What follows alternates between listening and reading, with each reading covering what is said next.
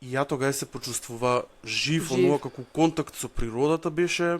Па тоа Морето ми даде некоја символика на смиреност, на смиреност и на инфинити, и на да. по исто време и на ограниченост, пошто ипак па тамо може да видиш нели копно. 4 елементи на едно: вода, огин, сонцето, воздух и песок од земјата.